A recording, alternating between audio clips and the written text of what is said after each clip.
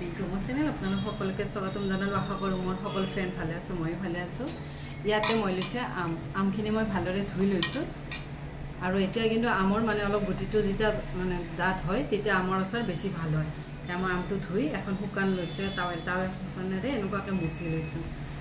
মুচি ইয়াৰে মই আগটো কাটি লওঁ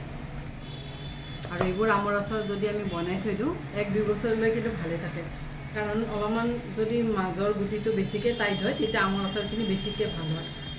এয়া এনেকুৱাকৈ কাটি লৈছোঁ বটিত লৈও কাটিব পাৰি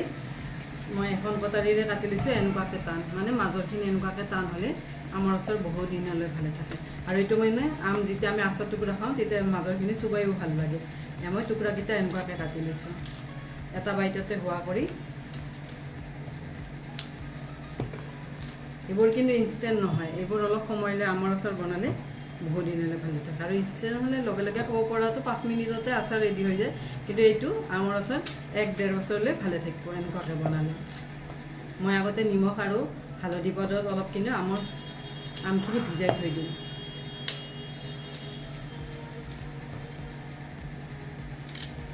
মই এনেকুৱাকৈ কাটি লৈছোঁ টুকুৰাকেইটা আৰু গোটেইকেইটা আমি এনেকুৱাকৈ কাটিম আৰু আম কাটাৰ লগে লগে এইফালে মানে আমাৰ এইফালে আন্ধাৰ হ'লে মানে বৰষুণ দিব নেকি তেনেকুৱা যেন হৈ আছে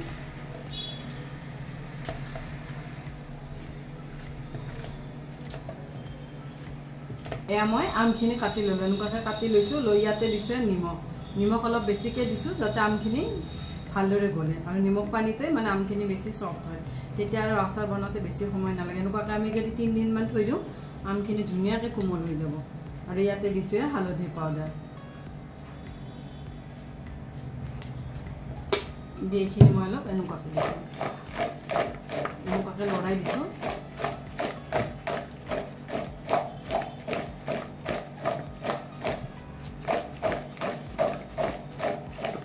এনেকুৱাকৈ লৰাই গোটেইখিনিতে হালধি আৰু নিমখ লাগি গ'ল এতিয়া মই এইখিনি ঢাকি থৈ দিম এইটো কিন্তু মাইক্ৰ'ভেভেনৰ বাউল মোৰ মাইক্ৰ'ভেভেনটো বেয়া হোৱাত বাউলকেইটা মানে এইবোৰ কাম কৰোঁতে ইজি হৈ গৈছে এনেকুৱাকৈ ঢাকি থৈ দিছোঁ আৰু এইটো ধুনীয়াকৈ বন্ধ কৰা যায় বাচনটো ধুনীয়াকৈ বন্ধ কৰা যায় আৰু এতিয়া যাম কি বনাওঁ আজি ইয়াতে লৈছোঁ জিকা এইফালে লৈছোঁ পাত শাক এইফালে লৈছোঁ ৰহৰ দালি এনেকুৱাকৈ ভিজাই থৈ দিছোঁ ভিজাই থৈ দিলে ৰহৰ দালি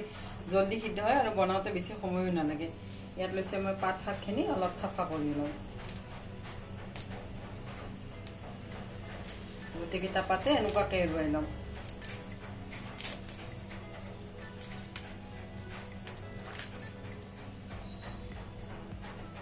এয়া মই পাত শাকখিনি চাফা কৰি ল'লোঁ এই পাত শাক কিন্তু এনেকুৱাকৈ লাড়ু কৰি বনাব পাৰি এনেকুৱাকৈ লাড়ু কৰি বনাব পাৰি মই আজি কিন্তু সৰুকৈ কাটিয়ে বনাম এনেকুৱাকৈ লাড়ু কৰি মানে এনেকুৱাকৈ বনাই ল'ব পাৰি বনাই লৈ তেতিয়াও ভাজি খাই ভাল লাগে এনেকুৱাকৈ কিন্তু এইবোৰ বনাওঁতে বহুতখিনি সময় যায় সেইবাবে মই গোটেইখিনি শাকে কাটি লওঁ কাটি লৈ এইখিনি বনাম ইয়াত লৈছোঁ এটা কেৰাহী ইয়াত দিলোঁ অলপমান মিঠাতেল ইয়াত দিছোঁ অলপমান কালজিৰা ইয়াতে দিছোঁ পিঁয়াজ মই পিঁয়াজখিনি ভালদৰে ভাজি লৈছোঁ লৈ ইয়াতে দিলোঁ পাত শাকখিনি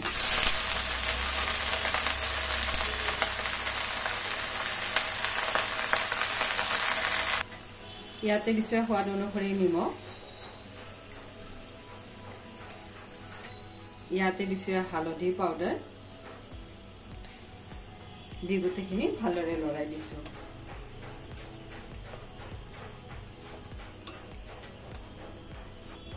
মই এইখিনি ঢাকি দিম যেতিয়ালৈ শাকখিনি মোৰ সিদ্ধ নহয়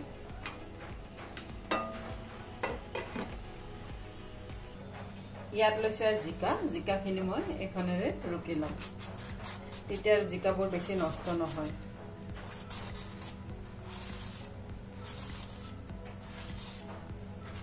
আৰু জিকাৰ বাকলি চাটনি খাবও পাৰি এয়া মই এনেকুৱাকৈ ৰুকি লৈছোঁ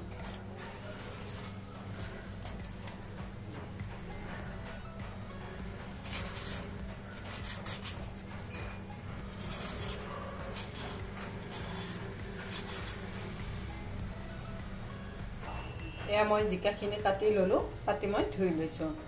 তেনেকুৱাকৈ কাটি লৈছোঁ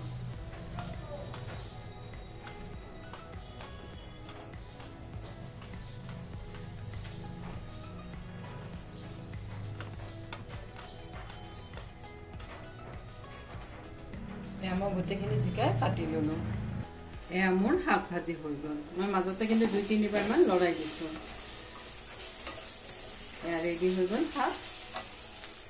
এয়া মই দালিখিনি 20 মিনিটমান ভিজোৱা হৈ গ'ল আৰু হতেলে আমি ভিজাই থৈ দিলে তেতিয়া আৰু কুকাৰৰ পৰা ওলাই নাযায় নহ'লে আমি ভিজোৱাকৈ যদি বনাওঁ কুকাৰৰ পৰা কিন্তু ওলাই যায়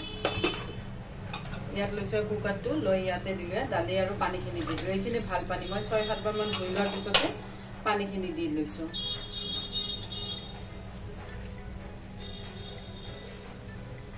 ইয়াতে দিছোঁ নিমখ ইয়াতে দিছোঁ হালধি পাউডাৰ মই ঢাকনখন লগাই দিছোঁ লগাই ইয়াৰে 2টা হুইচেল দি লওঁ ইয়াত লৈছোঁ এটা কেৰাহী ইয়াত দিলোঁ মই মিঠাতেল ইয়াতে দিলোঁ অলপ কালজিৰা ইয়াতে মই দিলোঁ জিকা দি গোটেইখিনি ভালদৰে লৰাই দিছোঁ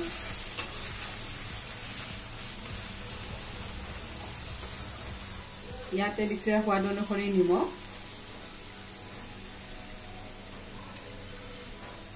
ইয়াতে দিছোঁ অলপমান হালধি পাউডাৰ দি গোটেইখিনি আকৌ অলপ লৰাই দিছোঁ এইখিনি মই এতিয়া ঢাকি দিম যেতিয়ালৈ জিকাখিনি মোৰ সিদ্ধ নহয় ইয়াতে মই লৈছোঁ এটা মিক্সাৰ জাৰ ইয়াতে মই দিছোঁ পোস্ত ইয়াত দিলোঁ 2 চামুচ পোস্ত ইয়াতে দিছোঁ এটা কেঁচা জলকীয়া আৰু ইয়াত দিছোঁ অলপমান পানী দি এইখিনি মই মিহিকে পেষ্ট কৰি ল'ম এয়া মই পোস্তখিনি মিহিকে পেষ্ট কৰি ল'লোঁ মই মাজতে 2-3 বাৰমান লৰাই দিছোঁ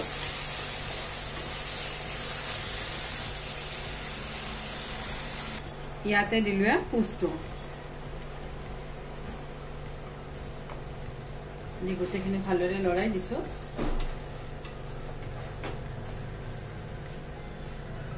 ইয়াতে দিছোঁ অলপ মিক্সাৰ জাৰটো আখলি পানী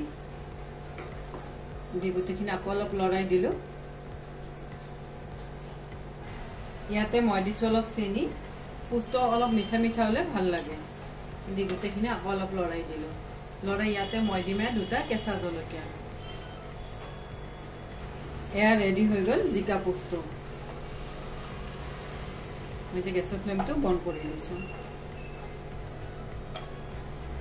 এইফালে মোৰ দালিখিনিও ভালদৰে সিদ্ধ হৈ গৈছে ইয়াত 2টা হুইচেলতে ভিজাই থৈ দিলে ধুনীয়াকৈ সিদ্ধ হৈ যায় ইয়াত কাটি ললোঁ পিঁয়াজ আৰু বিলাহী ইয়াত লৈছোঁ অলপমান আদা নহৰু এইটোত মই অলপ থেতেলিয়াই ল'ম যিখিনি আমি লাগে এইখিনি যদি আগতে যোগাৰ কৰি লওঁ বনাওঁতে বেছি সময় নালাগে মই গোটেইখিনি এনেকুৱাকৈ থেতেলিয়াই লৈছোঁ মিহি কৰি আৰু এইটোত কিন্তু ধুনীয়াকৈ মিহি কৰি থেতেলোৱা যায় মই আদা নহৰুখিনি থেতেলিয়াই ল'লোঁ ইয়াত লৈছোঁ এটা কেৰাহী ইয়াত দিলোঁ অলপমান মিঠাতেল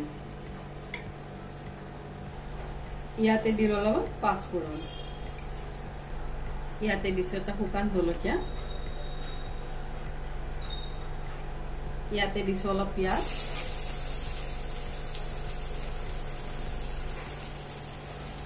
ইয়াতে দিলে আদা নহৰু দি গোটেইখিনি ভালদৰে ভাজি লৈছোঁ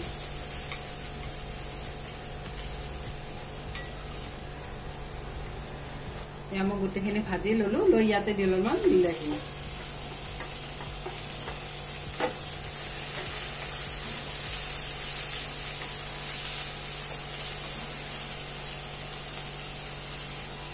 ইয়াতে দিছোঁ অলপমান নিমখ মই দালি সিদ্ধ কৰোঁতে নিমখ দিছোঁ সেইবাবে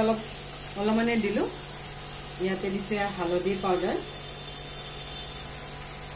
ইয়াতে দিছোঁ অলপ জিৰা পাউডাৰ ইয়াতে দিছোঁ অলপ ধনিয়া পাউডাৰ ইয়াত দিছোঁ 2 চামুচমান পানী দি মছলাখিনি ভালদৰে ভাজি ল'ম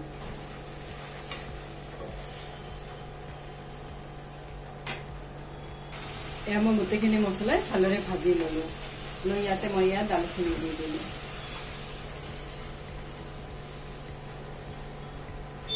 এনেকুৱাকৈ যদি আমি দালিখন বনোৱা হয় তেতিয়াহ'লে ল'ৰা ছোৱালীবিলাকে কিন্তু খুব ভাল পায় আৰু নহৰু দালিখন অলপ মছলা পাতি হ'লে বেছি সোৱাদ হয়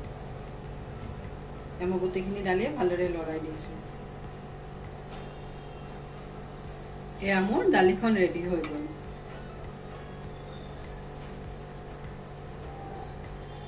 ইয়াত লৈছোঁ এখন মই ফ্ৰাইং পেন, ইয়াতে দিছোঁ ঘি। এইবোৰ ঘি কিন্তু মই ঘৰতে বনোৱা, সেইবাবে মই অলপমান মানে যিকোনো দালি বা পৰঠা চৰঠা বনাওঁতে অলপ ঘি দিওঁ। এয়া ঘিখিনি মেল্ট হোৱাত ইয়াতে দিছোঁ নহৰু। এয়া মোৰ নহৰুখিনি অলপ ব্ৰাউন হোৱাত ইয়াতে দিছোঁ ৰঙা জলকীয়া পাউডাৰ 1 চামুচ। এনেকুৱাকৈ তৰকা দিলে দালিখন হোটেলৰ দৰে হয়, আৰু ল'ৰা ছোৱালীবিলাকে এইটো দালি খাই খুব ভাল পায়। মই দালিখনত দি দিছোঁ। ইয়াৰ ওপৰত দিছোঁ অলপ ধনিয়া পাত। এয়া লাঞ্চ ৰেডি হৈ গ'ল। ইয়াত বনালোঁ দালি, এইফালে বনালোঁ পোষ্ট জিকা, ইয়াত বনালোঁ পাত শাক ভাজি। এয়া লাঞ্চ ৰেডি হৈ গ'ল। ভাত আঞ্জা বনাওঁতে কিন্তু বেছি সময় নালাগে। যেতিয়া আমি কাটি কুটি লওঁ তেতিয়াহ'লে 5-10 মিনিটৰ ভিতৰত যদি কাটা কুটা হৈ যায়, ভাত ৰান্ধোতে 15 মিনিটমানৰ ভিতৰতে 2-3টা আইটেম ৰেডি হৈ যায়। আৰু আজিৰ ৰেচিপিকেইটা খুব সহজ ৰেচিপি, আৰু আপোনালোকে কেনেকুৱা পালে মোক কমেণ্ট ছেকশ্যন লিখি জনাব। আৰু এই ৰেচিপিবোৰ জানাৰ বাবে মানে মই কেনেকুৱাকৈ বনাওঁ এইবোৰ জানাৰ বাবে আপোনালোকে মোৰ চেনেলটো কিন্তু ছাবস্ক্ৰাইব কৰি থ'ব। আজিৰ বাবে আহোঁ, থেংক ইউ, বাই।